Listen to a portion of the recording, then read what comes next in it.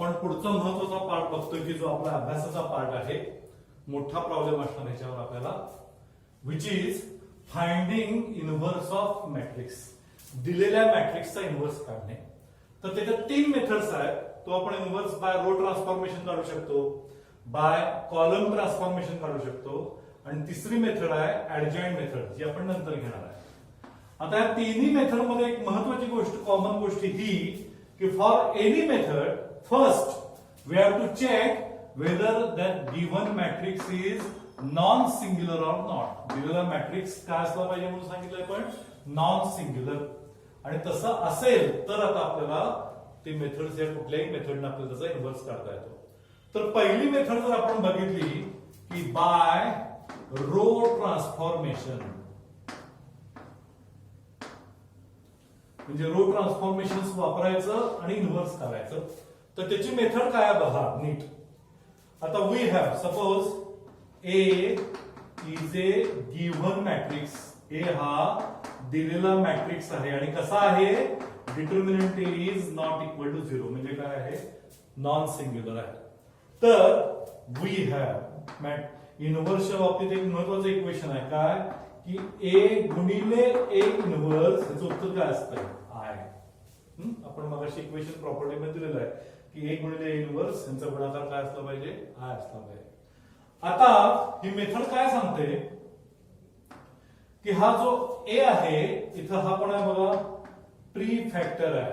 आणि आपण मगाशी सांगितलंय की प्रीला जर आपल्याला धक्का लावायचा असेल, बदलायचं असेल, तर काय वापरा म्हणून सांगितलंय, रो ट्रान्सफॉर्मेशन. मगाशी रूल बघितले आपण. मग याची मेथड ही आहे की reduce this A to I.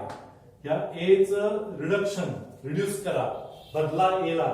कशामध्ये बदला, आय मध्ये. आय म्हणजे काय, समजा 3/3 चा असेल तर 1 0 0 0 1 0 0 0 1. ए काही असेल 3/3 साईजचा, ते सगळ्या एलिमेंट्सना काय करा, असं तयार करा. मग असं कसं बदलायचं दिलेल्या मॅट्रिक्सला, बाय अप्लाइंग रो ट्रान्सफॉर्मेशन्स. काय करा, रो ट्रान्सफॉर्मेशन्स वापरा. आणि नियम काय सांगतो, जर या गुणाकारामध्ये तुम्हाला ए ला काही ट्रान्सफॉर्मेशन्स वापरायचे असतील, रो ट्रान्सफॉर्मेशन्स, आणि सेम तुम्ही जर इकडं उजव्या बाजूला जो आय आहे त्याला अप्लाय केले, तर ही इक्वॅलिटी आहे तशीच राहते. आणि समजा ह्या आय चं रूपांतर आपण असं घेऊया की बी मध्ये झालं, तर आय गुणिले एनी मॅट्रिक्स म्हणजे काय आलं, ए इन्व्हर्स. आणि मग डायरेक्ट तुम्हाला उत्तर काय मिळालं बघा, ए इन्व्हर्स इक्वल टू बी. काम काय, या ए मांडून घ्यायचा, इथं ए इन्व्हर्स म्हणून लिहायचं. हा जर 2/2 चा असेल तर हा आय पण 2/2 चा, हा 3/3 चा असेल तर आय पण 3/3 चा. असं हे इक्वेशन मांडल्यानंतर ह्या ए ला रिड्यूस करा row transformation to I by applying same row transformations on this I which is on RHS. मग आय चं रूपांतर बी मध्ये झालं, ए चं रूपांतर आय मध्ये झालं, ए इन्व्हर्स आहे तसंच. डायरेक्ट तुम्हाला काय मिळालं, ए इन्व्हर्स इक्वल टू बी. आता थोडीशी तर स्टेप्स कशा आहेत बघा, की ए चं to reduce A to I कसं रिड्यूस करायचं आहे, बाय काय सांगितलंय, रो ट्रान्सफॉर्मेशन. मग to reduce A to I by row transformation, reduce it column wise. याचा अर्थ काय, रिड्यूस इट कॉलम वाईज म्हणजे काय, तर तुमचा जो युनिट मॅट्रिक्स असतो तो काय, 1 0 0 0 1 0. दिसत नसेल तुम्ही जरा मोठं काढतो की आपला युनिट मॅट्रिक्स हा असा असतो. मुद्दामून 3/3 ला घेतोय, हे सगळं आपण 2/2 ला पण अप्लाय करायचं. तर हा 1 0 0 हा कॉलम वाईज करा. म्हणजे काय, पहिली स्टेप तुम्ही रिड्यूस करत असताना काय करा, की हा पहिला कॉलमचा A11 जो आहे त्याला 1 करा, या बाकीच्यांना 0 करा. So this is first step. मग दुसरी स्टेप काय, की दुसऱ्या कॉलम मधला एलिमेंट 1 करा आणि मग ह्याला 0 करा. So this is step 2. आणि तिसरी स्टेप काय, की तिसरा जो कॉलम आहे त्याचा सगळ्यात खालचा A33 1 करा आणि मग हे 2 0 करा. आणि ही झाली आपली तिसरी स्टेप. आणि ह्या अशा स्टेप्स अप्लाय करा म्हणजे कॉलम वाईज पहिल्यांदा हे करा, रिड्यूस करा, मग ह्याला असं रिड्यूस करा, मग हे रिड्यूस करा, आणि असं केल्यानंतर ह्या a चं रूपांतर काय होईल I. Then we can use this method and A inverse equal to B. Same आता आपण समजा कॉलम ट्रान्सफॉर्मेशन आपण सोडवायचं आहे. Inverse by column transformation same तसंच प्रोसेस. फक्त कॉलम ट्रान्सफॉर्मेशन कधी वापरायची असतात? पोस्ट फॅक्टरला. मग जसं आपलं A into A inverse equal to I आहे तसं अजून एक इक्वेशन आपल्याला लिहिता येतं A inverse into A equal to I. यांचा गुणाकार कसाही घ्या पुढे माग तरी तो Iच येतो. मग आता हा A काय झाला? हा A झाला पोस्ट फॅक्टर. आणि आता ह्याला जर मला बदलायचं असेल तर काय करावं लागेल? मला कॉलम ट्रान्सफॉर्मेशन वापरायला पाहिजे. मग असाच गुणाकार आपण इथं परत लिहिलेला आहे की A inverse into A equal to पण काय I, आणि आपल्याला A इनव्हर्स काढायचं आहे. तर मेथड सेमच की reduce this A to I using column transformation. आणि ह्या I चं रूपांतर कशात समजा होईल की B मध्ये म्हणूया किंवा C काही घ्या, B घेऊया. तर B घेतल्यामुळे तिथं पण Bच घेऊ. आणि A इनव्हर्स परत काय आला आहे तसाच. मग A inverse into I equal to B, आणि A इनव्हर्स इंटू I म्हणजे कोण? A इनव्हर्सच. काय आलं डायरेक्ट उत्तर आपल्याला A inverse equal to B. म्हणजे पोस्ट फॅक्टर A ला मला रिड्यूस करायचा आहे I मध्ये, आणि डायरेक्ट तुम्हाला जो उजव्या बाजूला जे मिळेल सेम ऑपरेशन्स आपण ह्या I वर पण करणार त्याच वेळेला, आणि I चं रूपांतर होणार B मध्ये. Then B is our inverse of A. आता ह्याच्यासारखंच इथं पण तुम्हाला जे to reduce A to I use row wise. आता रो वाईज वापरा. रो वाईज म्हणजे काय? हे कॉलम वाईज करत गेलो तर पहिली स्टेप काय असली पाहिजे की पहिला एलिमेंट पहिल्या रो मधला 1 करायचा, मग ह्या दोघांना 0 करायचा. So this is step 1. नंतर पुढच्या स्टेप मध्ये हा मधला एलिमेंट 1 करा दुसऱ्या रोतला, आणि मग ह्याला 0 करा. दिस इज स्टेप 2. आणि मग तिसरी स्टेप काय की हा R3 मधला हा 1 करा आणि हे 2 0 करा. दिस इज अवर स्टेप 3. आणि अशा पद्धतीने आपण या दोन्ही मेथड्सनं आपल्याला जास्त लागतो ही मेथड बाय रो ट्रान्सफॉर्मेशन, म्हणून आपण ही जास्त डिस्कस केली आहे, ही कमी डिस्कस केली आहे, पण प्रोसेस सेम. फक्त इथं आपण प्री फॅक्टरला चेंज करतोय म्हणून रो ट्रान्सफॉर्मेशन वापरायचं, इथं आपण पोस्ट फॅक्टरला चेंज करतोय म्हणून कॉलम ट्रान्सफॉर्मेशन वापरायचं. इथं आपल्याला युनिट मॅट्रिक्स मध्ये रूपांतर करत असताना कॉलम वाईज जायचं आहे, तिथं आपल्याला रो वाईज जायचं आहे. आता प्रॉब्लेम सोडवताना आपल्याला ते क्लिअर होईल. आणि तिसरी जी मेथड आहे ऍडजॉइंट मेथड, आपण आधी पहिल्यांदा ह्यातले प्रॉब्लेम सोडवूया आणि मग तिसरी मेथड बघूया. आपण तिसरी मेथड जी आहे इनव्हर्स काढण्याची ती आपण बघायची राहिलेली आहे. 3 मेथड्स आपण सांगितलेल्या होत्या. एक बाय रो ट्रान्सफॉर्मेशन, दुसरी बाय कॉलम ट्रान्सफॉर्मेशन, आणि तिसरी आपण लिहून पण घेतलेलं होतं adjoint method to find A inverse. आपण 2.5 चे प्रॉब्लेम्स बघायच्या आधी आपल्याला ही तिसरी मेथड बघून घेऊया आणि मग तो 2.5 सोडवायचं बघूया. आता ही जी तिसरी मेथड आहे ऍडजॉइंट मेथड, तर ही मेथड बघण्याच्या आधी आपल्याला एक डेफिनेशन बघायची आहे, which is minor of an element. आता ही डेफिनेशन आपण 11वीला बघितलेली आहे, कारण 3/3 चा डिटर्मिनंटचं जे एक्सपान्शन व्हॅल्यू ऑफ 3/3 डिटर्मिनंट याच्याशिवाय करताच येत नाही आपल्याला. आणि ते आपण सांगितलं होतं याची definition, minor of an element is determinant, तो एक डिटर्मिनंट आहे, ऑब्टेन बाय डिलीटिंग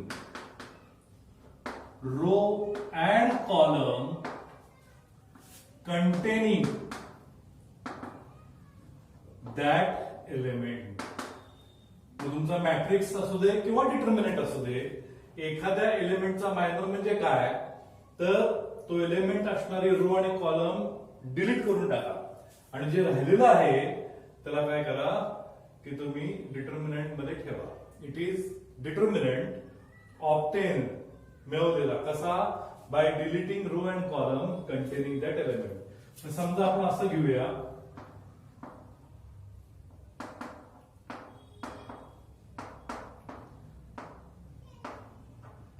असा हा मॅट्रिक्स आहे. आता हे सगळे एलिमेंट्स आहेत त्याच्यामध्ये. तर मला कुठल्याही एलिमेंटचं जर मला मायनर काढायचं असेल, समजा या 9चा मला मायनर काढायचा आहे. मायनर ऑफ 9 हा कोण आहे बघा एलिमेंट, त्याचं नाव काय A13. कंसात A13 कसा काढायचा म्हणून सांगितलं होतं त्यांनी. तो एक डिटर्मिनंट आहे.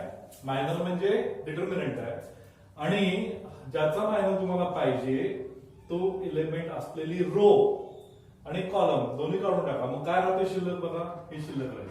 ते डिटर्मिनंट मध्ये ठेवा. So 3 5 -2 1. So this is the minor.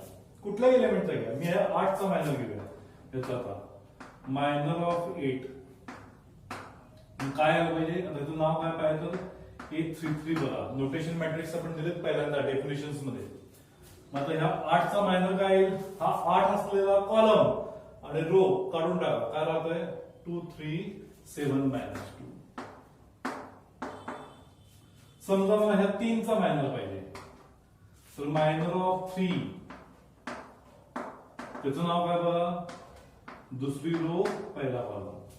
मग ते कसं मिळणार, हा एलिमेंट असलेली रो आणि कॉलम काढून टाका. 7 1 9 8 7 1 9 8. असे सगळ्याचे मायनर्स आपल्याला कोणाचेही मायनर्स काढता येतात.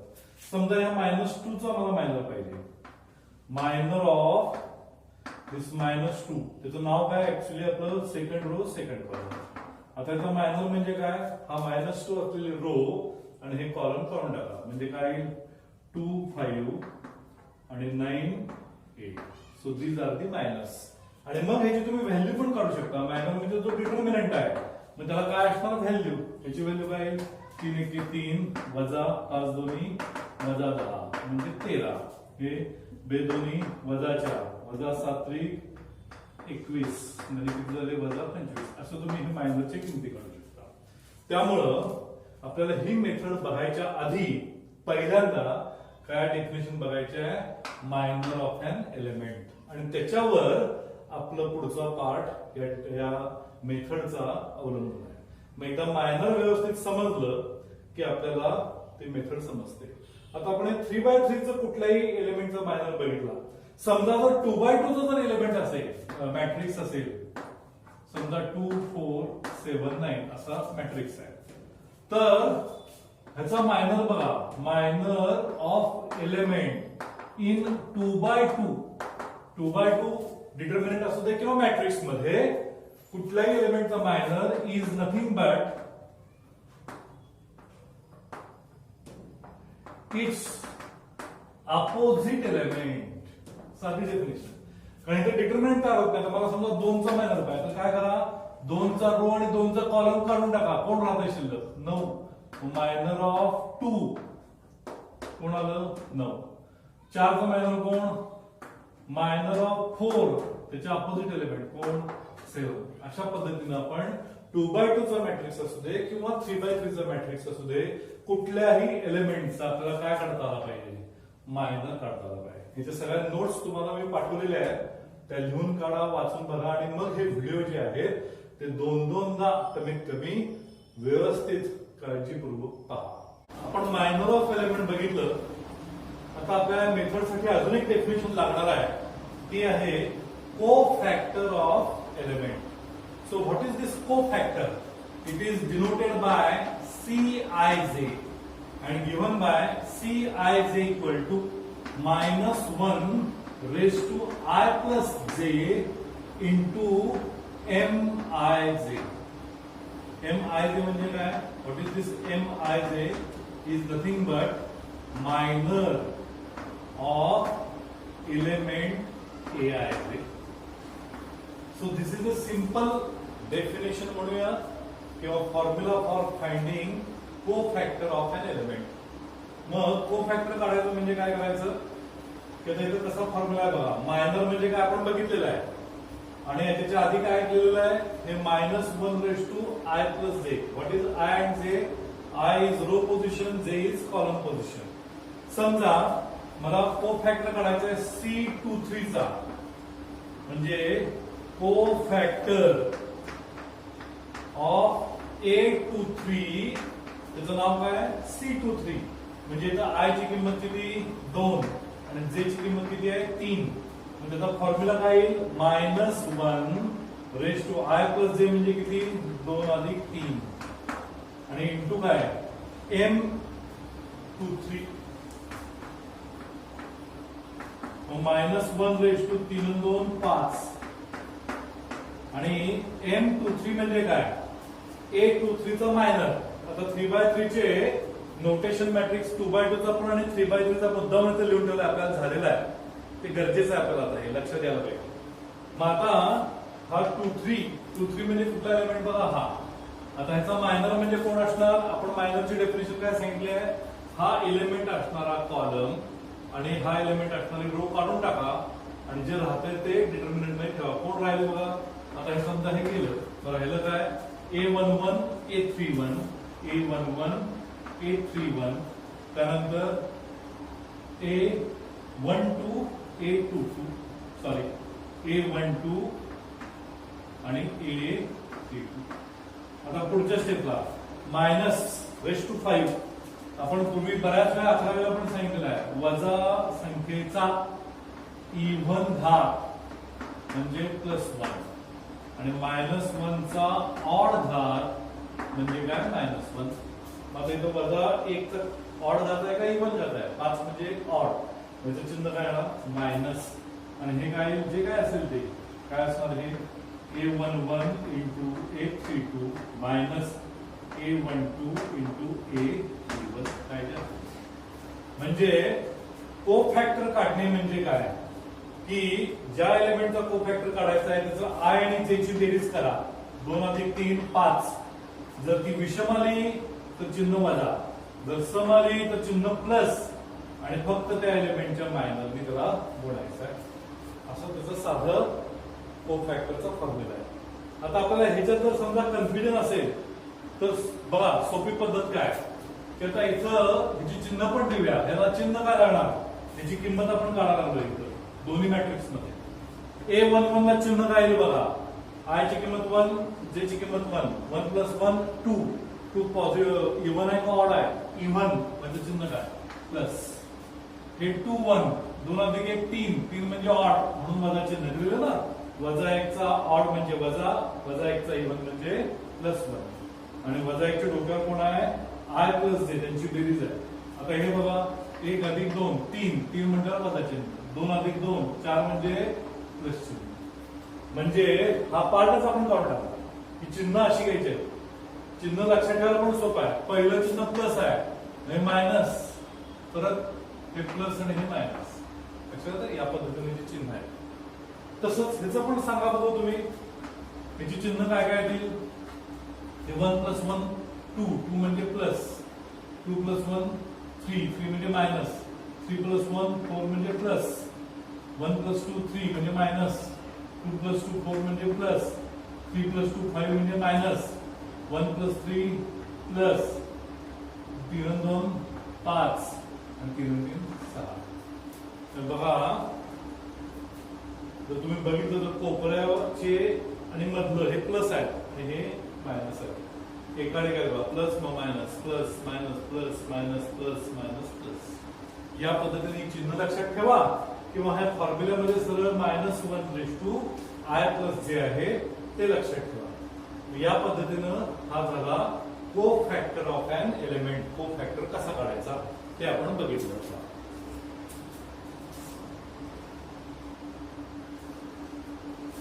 आता एकदा हे सगळे को फॅक्टर्स काढले सगळ्या एलिमेंटचे, तर आपण त्यानंतर काय त्याला करायचं आहे की को फॅक्टर मॅट्रिक्स, त्याला आपण असं म्हणेल की CIJ. तो CIJ मॅट्रिक्स कसा तयार होणार, हे जे सगळे A नाव दिले त्याच्याऐवजी C नाव द्या. समजा आपण 2/2 घेऊ किंवा 3/3 घ्या. काय काय नाव नाही, C11 पहिल्या एलिमेंटचा को factor, C21 C31 C12 C22 C32 C13, C23 आणि C33 असा हा कोफॅक्टर्स मॅट्रिक्स तयार केला. आता हा कोफॅक्टर मॅट्रिक्स पहिल्यांदा कोफॅक्टर्स काढून घ्यायचे सगळ्यांचे.